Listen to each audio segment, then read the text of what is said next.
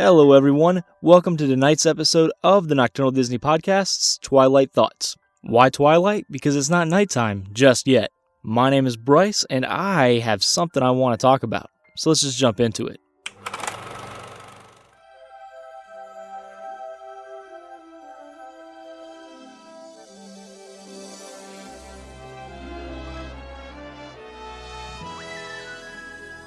So, I don't know about you, but I feel like it's safe to say that if you are listening to this Disney podcast, you are a fairly large fan of Disney music. I mean, growing up in the 90s, Disney musicals were always on my television. Mary Poppins, Little Mermaid, Aladdin, it was fantastic. Once Lion King came out, forget about it. I blew out that tape. I remember that one of the first DVDs I ever bought was Aladdin. I was on a road trip and I was like, I have to watch this movie right now. I watched it, made me feel happy on the inside, and then there you go. And coincidentally, one of my first CDs I've ever bought was Aladdin as well. I was constantly trying to find different ways to listen to the music from Aladdin, and then from Mulan, and Hercules, and Lion King, and all of those. And moving forward, movies like Tangled and Frozen, and going backwards like Mary Poppins, going backwards like Pete's Dragon. I loved Disney music. Right? Then along came YouTube, made everything a whole lot easier, right? Oh yes, now I want to listen to this song, boom, right there. Friend like me, no worries, pull it up, in seconds I can have it, right? Fantastic. Then as I was using YouTube, I would say, man, I love YouTube, but it's just such a hassle to have to look up the song every time I want to hear it. You know what? I wish there was a way for me to make a playlist of these songs. Then, YouTube said, no worries, we got you covered. Here you go, here's the playlist function. Then YouTube started to allow the users to make playlists, and that was fantastic. Again, Disney music was one of the first ones that I made. But then, along came Spotify. And Spotify has been the best way for me to listen to music as an individual. I love Spotify. And true to form, I went through their catalog of CDs and albums and all of that and compiled all of the Disney songs into one playlist for me. Hooray! Awesome. And when you think of Disney music, you think of a very specific sound, a very specific type of music. Disney is its own thing, you know? And Spotify agrees.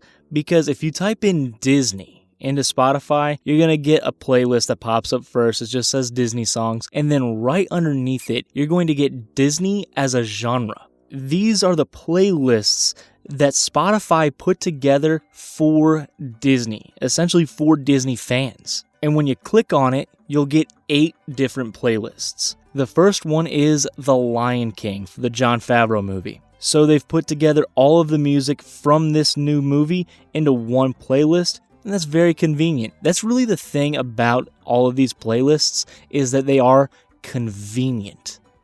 And that's super nice.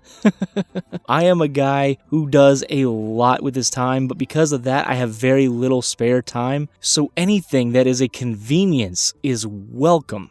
I am a huge fan of convenience, and that's exactly what these playlists give us. So like I said, we have The Lion King. Next up, Disney sing-alongs. I feel like that's fairly obvious. The next one after that is Disney favorites. Following that is Disney princesses, and I was very interested in this one just for one song in particular. It's called This Place. It's from Wreck-It Ralph 2, and it's there. It makes me very happy because I kind of didn't think that it would be. Next playlist up after that is Disney Classics, Disney Hits, Marvel music, which Marvel movies are excellent, but they're not known for their music. Aside from the Avengers theme, there's not many songs that you can hum and be like, that's a Marvel song right there. Now that being said, this next playlist, that's not true.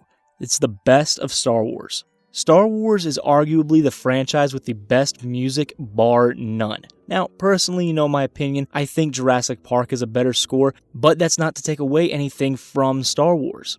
Guys, seeing as Disney got onto Spotify only a couple days after I got my podcast on Spotify, I feel like they're really following my lead here. You know, I'm honored, really, is what it is. But What are your thoughts on these playlists? I really do want to know, is this something that you will use? Or are you someone who says, you know what, I have my favorites, I don't need to be sifting through a bunch of songs that I don't really like just because it's made by Disney for convenience. It's not convenient to me because I like a handful of songs, and now I'm going through a bunch of so-called classics that I don't want to listen to. I get both sides of that, so let me know your thoughts in the comment section down below. Thank you so much for listening to tonight's episode of the Nocturnal Disney Podcast's Twilight Thoughts. Like I said, you can find it on Spotify, but you can also find us on iTunes, YouTube, Twitter, Tumblr, SoundCloud. You can also find us on Stitcher now. And I can hear you saying, great, Bryce, we can find the Twilight Thoughts on those spots, but where do we find the Nocturnal Disney Podcast's main show?